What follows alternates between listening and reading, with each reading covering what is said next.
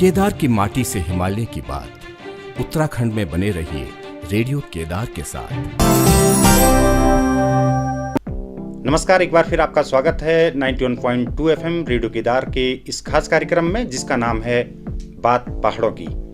बात पहाड़ों की कार्यक्रम में हम आपके लिए अलग अलग दिन अलग अलग विषयों से जुड़े विशेषज्ञों को लाते हैं और जो बात करते हैं अपने क्षेत्र में या फिर अपनी उस विशिष्ट सर्विस की, जिसके जरिए वो मानवता और सामाजिकता के तौर पे आम इंसानों का भला करते हैं। समाज से जुड़े तमाम पहलुओं के साथ साथ इसमें सांस्कृतिक गतिविधियों की भी जानकारी दी जाती है और जानकारी दी जाती है हमारे आसपास होने वाली घटनाओं की, ताकि हम समय रहते कैसे सचेत रह पाएं।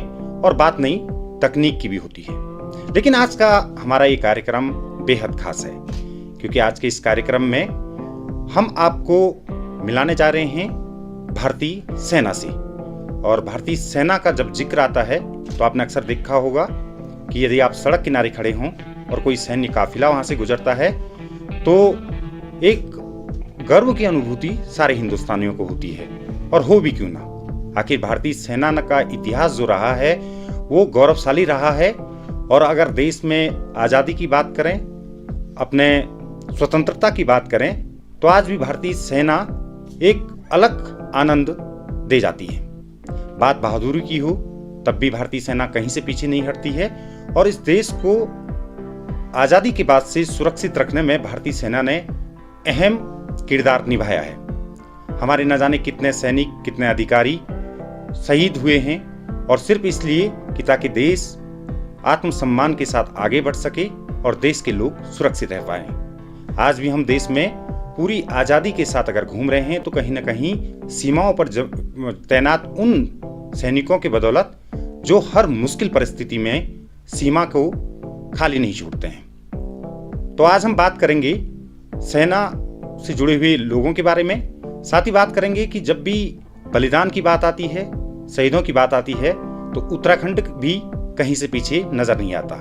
उत्तराखंड के सैनिकों ने हमेशा से अपनी बहादुरी का परिचय दिया है, और आज भी उत्तराखंड को सैनिक बाहुल्य प्रदेश कहा जाता है।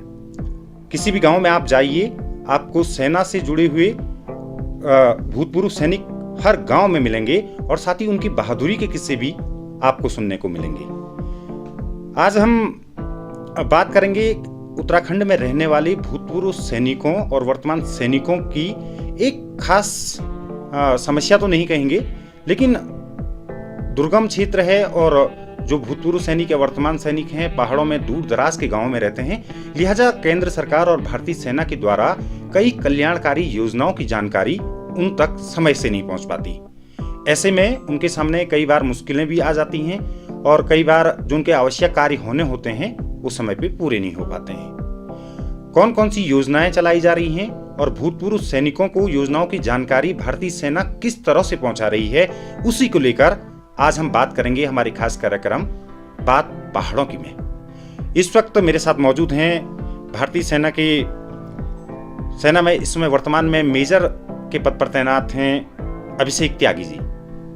तो सबसे पहले तो सर आपका हार्दिक स्वागत है, और रेडियो केदार की तरफ से मैं आपका स्वागत भी करता हूं और आपका आभार भी व्यक्त करता हूं कि आपने अपना कीमती समय निकाल के हमें दिया। बहुत बहुत धन्यवाद भुवन जी। और सबसे पहले हम सेना या केंद्र सरकार द्वारा जो योजनाएं चलाई जा रही हैं उनके बारे में इस पूरे कार्यक्रम में बात करेंगे। लेकिन सबसे पहले मेजर अभिषेक जी, थोड़ा सा अपने बारे में अगर अपना परिचय हमारे श्रोताओं को दे पाएं। भुवन जी, मैं अभिषेक त्यागी उत्तर प्रदेश के गाजियाबाद जिले से हूँ। मेरे पैतृक स्थान पर कृषि एवं उद्योग मुख्य रूप से आजीविका का साधन है। मैंने 2013 में कमीशन प्राप्त किया, और अपनी सेवा के पिछले 12 वर्षों से मैं पूरी राज्यों और कश्मीर संघ राज्य क्षेत्र में सेवा करने का अनुभव मेरे को अवसर मिला। पिछले 2 वर्षों से मैं देवभूमि उत्तराखंड में तैनात हूँ। मुझे देवभूमि उत्तराखंड में सेवा करने का अवसर मिलना अपने आप में एक आशीर्वाद महसूस होता है। उत्तराखंड के निवासियों में जो देशभक्ति और वीरता मैंने देखी, वह मेरे लिए यहाँ प्रेरणा और उत्साह का एक स्रोत है।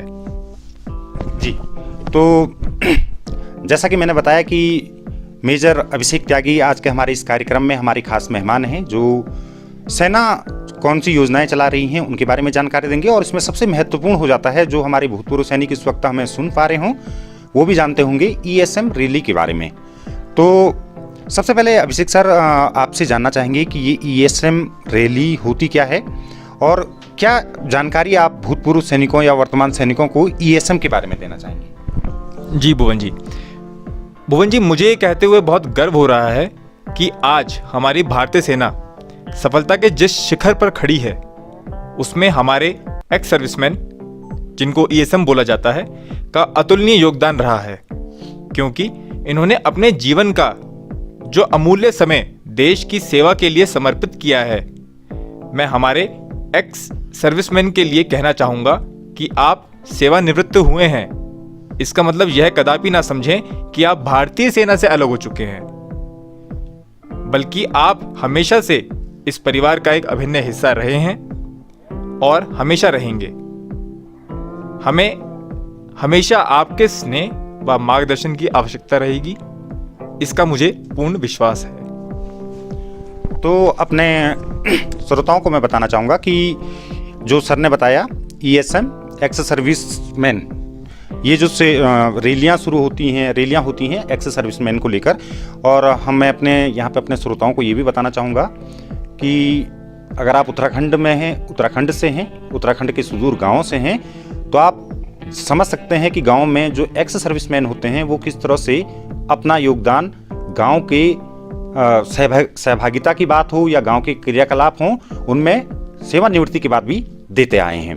और कई सैनिकों ने, जो भूतपूर्व सैनिक हैं, उन्होंने अपने परिश्रम से और अपने अनुशासन से सेना से सेवानिवृत्ति के बाद भी सफलता की नई इबारत लिखी है। और आपके हमारे आसपास भी ऐसे फौजियों की तादाद काफ़ी ज़्यादा है।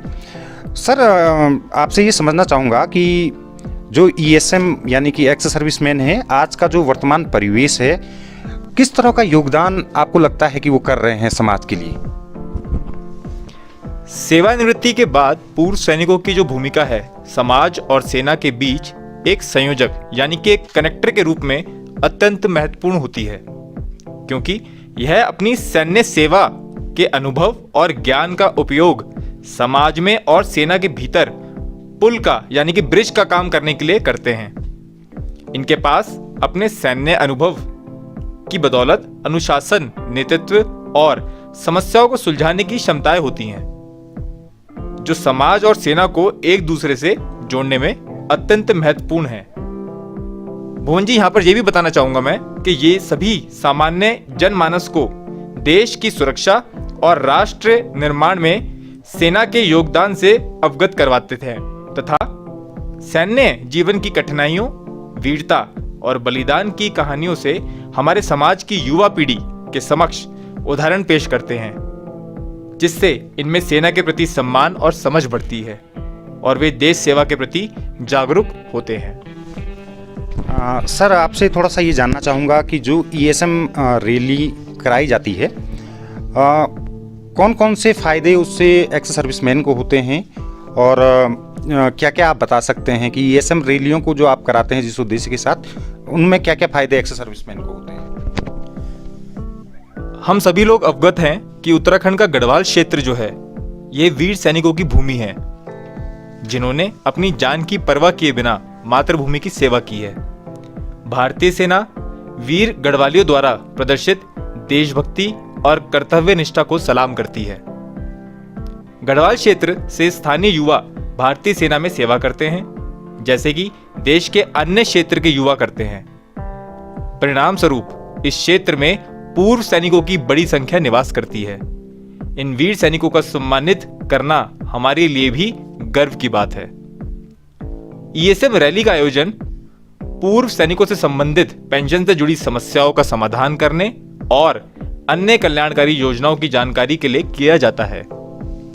रिटायरमेंट के बाद की रीसेटलमेंट के अवसरों की जानकारी प्रदान करना, मुफ्त स्वास्थ्य जांच और कैंटीन सुविधाएं उनके दरवाजे तक पहुंचाने के लिए इस प्रकार की रैलियों का आयोजन किया जाता रहा है।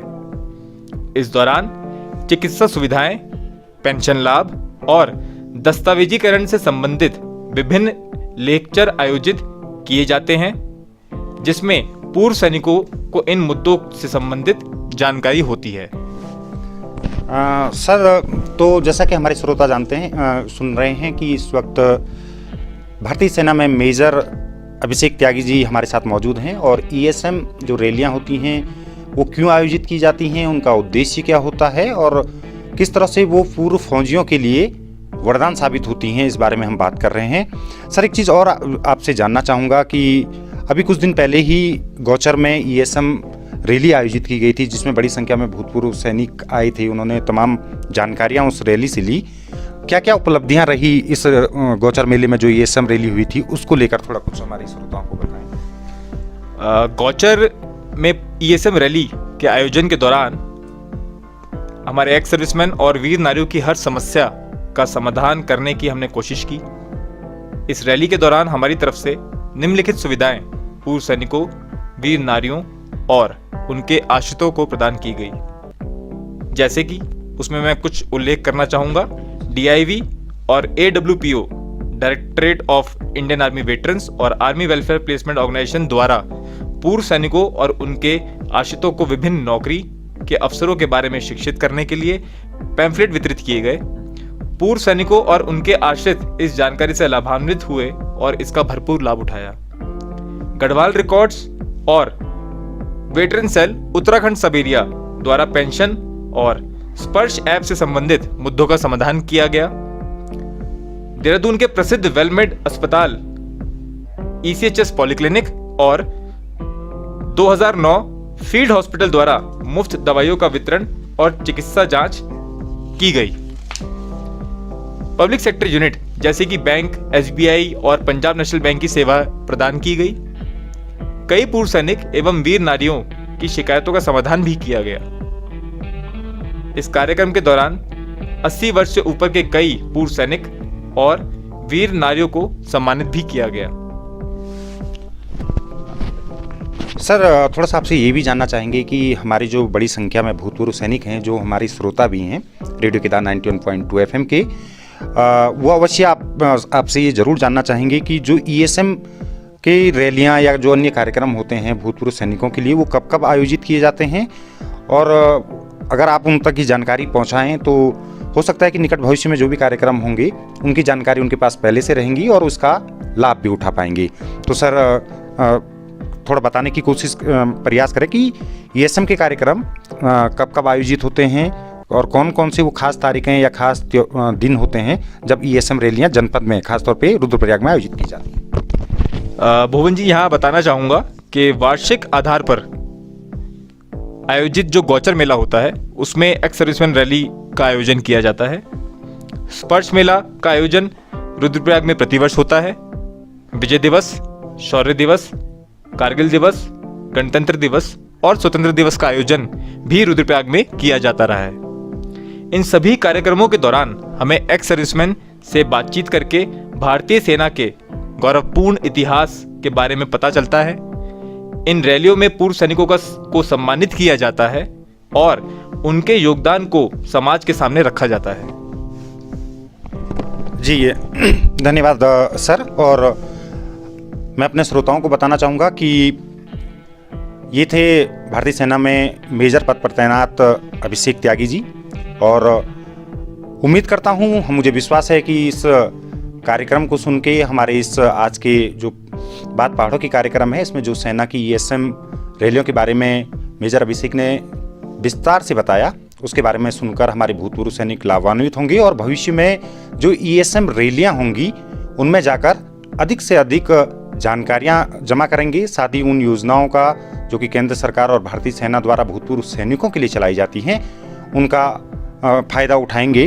और इस तरह की जो रैलियां, जैसे कि सर ने बताया कि जो गौचर मेला होता है उसमें ईएसएम रैलियां आयोजित होती हैं हर साल, और साथ में शौर्य दिवस, विजय दिवस, कारगिल दिवस और गणतंत्र दिवस और स्वतंत्रता दिवस के दिन भी ईएसएम रैलियां आयोजित की जाती हैं, ताकि भूतपूर्व सैनिक आएँ और जो भी योजनाएं उनके लिए संचालित की जा रही हैं उनकी जानकारी ले पाएँ। और ख़ास बात यह है कि भारतीय सेना, जैसा कि हम अक्सर बात करते हैं कि हर भारतवासी को गौरवान्वित करती आई है, और इन ESM रैलियों में खास बात जानकारियाँ तो दी ही जाती हैं, जो भूतपूर्व सैनिक हैं उनके योगदान को भी याद किया जाता है और उन्हें उनकी सेवा के लिए सम्मानित भी किया जाता है। कार्यक्रम के अंत में मैं मेजर अभिषेक जी को धन्यवाद देना चाहूँगा कि सर आपने अपना कीमती समय तो हमें दिया ही, साथ ही बहुत महत्वपूर्ण जानकारियाँ भी रेडियो केदार के माध्यम से हमारे जो भूतपूर्व सैनिक जो श्रोता हैं उन तक पहुँचाई। इसके लिए आपका बहुत बहुत धन्यवाद। और मैं आपसे उम्मीद करूंगा सर कि निकट भविष्य में जब भी इस तरह की कोई भी जानकारी आप हमारे श्रोताओं तक पहुंचाना चाहें, भूतपूर्व सैनिकों तक पहुंचाना चाहें, तो आप अवश्य हमें याद दिलाएं और हमारी जो 91.2 FM रेडियो केदार है इसके ज़रिए उन जानकारियों को भविष्य में भी साझा करते रहें। जी बहुत बहुत शुक्रिया। धन्यवाद सर। और इसी के साथ श्रोताओं, आज का बात पहाड़ों की कार्यक्रम यहीं समाप्त करते हैं, इस उम्मीद और विश्वास के साथ कि आज का ये प्रोग्राम आपको न सिर्फ तमाम जानकारियों से भरा मिला होगा, बल्कि इन योजनाओं या इन जानकारियों का आप निकट भविष्य में फ़ायदा भी उठाएंगे। धन्यवाद और जय हिंद।